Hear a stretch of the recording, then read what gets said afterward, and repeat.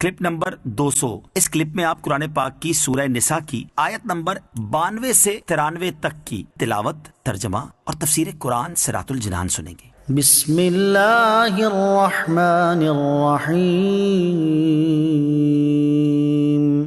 ترجمہ: اللہ کے نام سے شروع جو نہایت مہربان رحمت والا ہے۔ وما كان لمؤمن أن يقتل مؤمنا إلا خطأ ومن قتل مؤمنا خطأ فتحرير رقبة مؤمنة ودية مسلمة إلى أهله إلا أن يصدقوا فإن كان من قوم عدو لكم وهو مؤمن فتحرير رقبة مؤمنة وَإِن كَانَ مِن قَوْمٍ بَيْنَكُمْ وَبَيْنَهُم مِّيثَاقٌ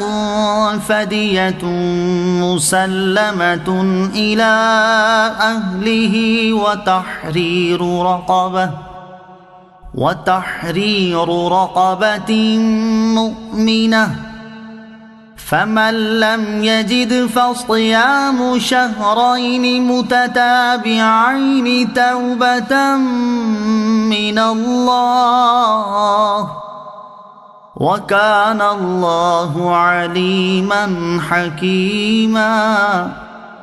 ترجمہ: اور کسی مسلمان کے لیے جائز نہیں ہے کہ کسی مسلمان کو قتل کرے مگر یہ کہ غلطی ہو جائے، اور جو کسی مسلمان کو غلطی سے قتل کر دے تو ایک مسلمان غلام کو آزاد کرنا اور دیت دینا لازم ہے جو مقتول کے گھر والوں کے حوالے کی جائے گی، سوائے اس کے کہ وہ معاف کر دیں۔ پھر اگر وہ مقتول تمہاری دشمن قوم سے ہو اور وہ مقتول خود مسلمان ہو تو صرف ایک مسلمان غلام کا آزاد کرنا لازم ہے، اور اگر وہ مقتول اس قوم سے ہو کہ تمہارے اور ان کے درمیان معاہدہ ہو تو اس کے گھر والوں کے حوالے دیت کی جائے، اور ایک مسلمان غلام یا لونڈی کو آزاد کیا جائے۔ پھر جسے غلام نہ ملے تو 2 مہینے کے مسلسل روزے لازم ہیں۔ یہ اللہ کی بارگاہ میں اس کی توبہ ہے، اور اللہ جاننے والا حکمت والا ہے۔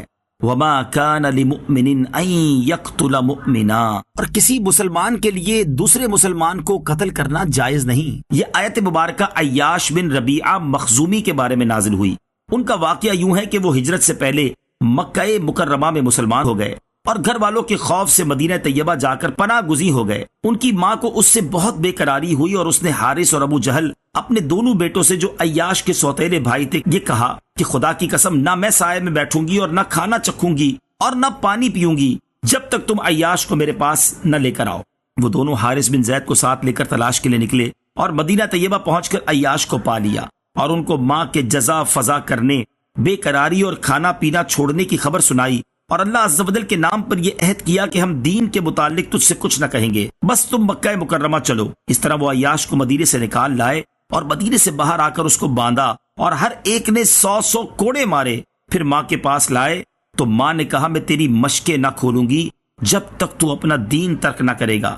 پھر عیاش کو دھوپ میں بندھا ہوا ڈال دیا اور ان مصیبتوں میں مبتلا ہو کر عیاش نے ان کا کہا مان لیا اور اپنا دین ترک کر دیا۔ اس پر حارث بن زید نے عیاش کو ملامت کی اور کہا تو اسلام پر تھا، اگر یہ حق تھا تو تو نے حق کو چھوڑ دیا اور اگر باطل تھا تو تو باطل دین پر رہا۔ یہ بات عیاش کو بڑی ناگوار گزری اور عیاش نے حارث سے کہا کہ میں تجھے اکیلا پاؤں گا تو خدا کی قسم ضرور تمہیں قتل کر دوں گا۔ اس کے بعد عیاش اسلام لے آئے اور انہوں نے مدینہ طیبہ ہجرت کر لی، اور ان کے بعد حارث بھی اسلام لے آئے اور وہ بھی ہجرت کر کے رسول کریم علیہ الصلوۃ والسلام کی خدمت میں پہنچ گئے۔ لیکن اس روز عیاش موجود نہ تھے اور نہ انہیں حارث کے اسلام کی اطلاع ہوئی۔ قبا شریف کے قریب عیاش نے حارث کو دیکھ لیا اور قتل کر دیا تو لوگوں نے کہا اے عیاش تم نے بہت برا کیا، حارث اسلام لا چکے تھے۔ اس پر عیاش کو بہت افسوس ہوا اور انہوں نے رحمت دو عالم علیہ الصلوۃ والسلام کی خدمت اقدس میں حاضر ہو کر واقعہ عرض کیا اور کہا کہ مجھے قتل کے وقت ان کے اسلام کی خبر ہی نہ ہوئی۔ اس پر یہ آیت کریمہ نازل ہوئی اور کفارے کی صورت بیان کی گئی۔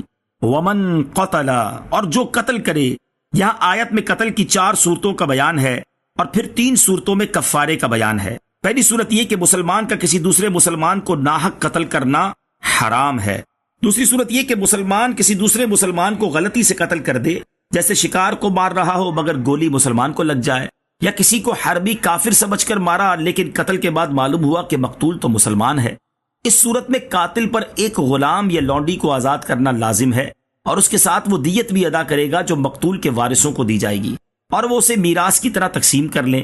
دیت مقتول کے ترکے کے حکم میں ہے، اس سے مقتول کا قرضہ بھی ادا کیا جائے گا اور وصیت بھی پوری کی جائے گی۔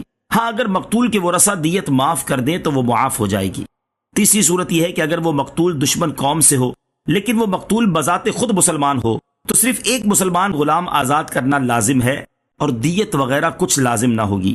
چوتھی صورت یہ ہے کہ اگر مقتول ذمی ہو یا مسلمان حکومت کی اجازت سے مسلمان ملک میں آیا ہو جسے مستامن کہتے ہیں، تو اس کو قتل کرنے کی صورت میں اس کے گھر والوں کو دیت دی جائے گی اور ایک مسلمان غلام یا لونڈی کو آزاد کیا جائے گا۔